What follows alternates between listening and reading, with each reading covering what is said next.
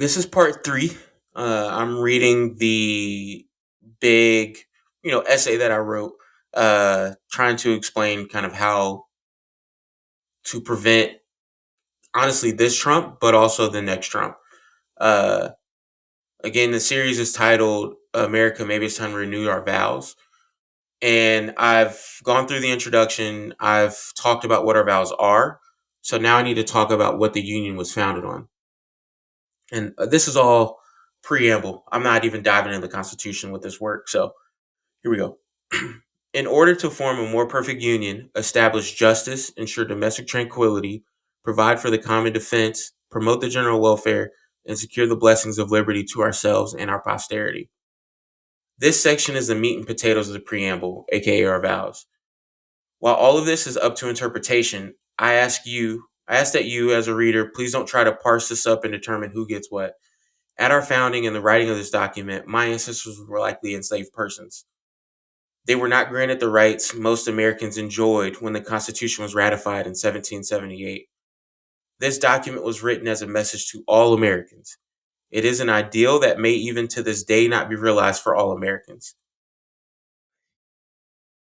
Anyway, while I don't want to argue in this essay series about what justice means or who determines what qualifies as tranquility, I do think it's important to note that this message is for all of us. The document may have been written in a time before the current two party system, but it was not a united America.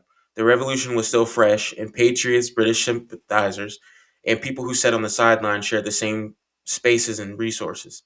In this divisive time, I need you to ask yourself, if someone else who disagreed with me politically got their way, no matter the cost, would it make me happy? If the answer is yes, then I give you credit for having an open mind. If the answer is no, then I think we're on the right track. I wish the other side the best, but their political goals shouldn't come at the expense of other Americans' freedom and liberty.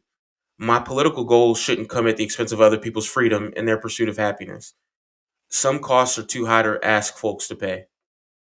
Most Americans hold this view because their life and community have shaped them into believing what they believe. I'm not justifying evil or cruelty. Even the most racist people have a right to believe what they believe. They may be wrong, but that is not my goal to convince them to change in this series. My goal is to convince everyone an excessively strong executive branch needs to be reined in. My next essay is intended to lay out how I believe the MAGA movement has led us astray from these ideals being for all Americans. I think Donald Trump's birthright citizenship constitutional executive order is fundamentally one of the biggest things, the actions that he's taken that undermine our democracy. And he wants to redefine who's American. And here's my big rub with Donald Trump. I don't think Donald Trump actually cares about birthright citizenship. He is about winning elections. Donald Trump can't run in any more elections. Birthright citizenship has to do with 18 years from now. If he invalidates birthright citizenship, he won't be taking citizenship away from people like Marco Rubio, who are the descendants of people who weren't here legally. He is taking away from the future. Guys, Donald Trump doesn't give a fuck about the future. As long as his name is on it somewhere, that's all he cares about. He knows he can't take his riches with him. His name will take his riches with him. He wants to die as this exalted hero. He doesn't care about the future. The birthright citizenship debate and conversation is a white nationalist argument against the future. Uh, as a person of color, especially a multi-ethnic history, there was a article and I wrote about it that talks about the future face of America. By 2050, the average American will be, you know, minority. And at some point, we're going to become a minority majority country. White nationalists hear that and think, fuck, we're in charge. This is what we do to minorities. If the genetic makeup of a person determines their political actions and they're as evil as I am, they're going to do to me what we do to minorities. If they focused on fucking equality, they wouldn't have to worry about that. I don't know if I should be cussing. I really haven't posted videos like that. So I might tone down the cussing. Mom, I'm sorry. This pisses me off. Anyway, I'm wanting to focus on how we've gone astray. Uh, the preamble in the Constitution is written for all Americans. At the time of its writing, what America, who was defined as American, was absolutely evil, wrong, and from day one, America has not seen U.S. citizens as actual citizens.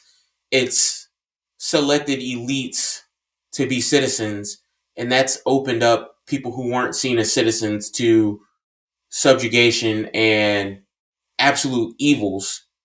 And the belief is, well, they're not American. They're fucking human. They're human. They deserve rights. They deserve all the rights that God gave American citizens. In my opinion, all the rights that God gave American citizens aren't stopped because of your citizenship status. The God given rights are for human beings. Human beings. The stuff that we say is ordained on us by God in the Constitution is for human beings. Yes, if you're not an American citizen, you shouldn't have a say in our political system. If you aren't an American citizen, you shouldn't have access to the resources that an American citizen pays into. But if you're born here, you have God given rights. Those God given rights don't stop because you're not the right kind of human. Anyway, I'm going to wrap this up. This is a super short video, but we're going to get into the next part. I think this was part 3. We'll stop there. Thank you. Have a good day.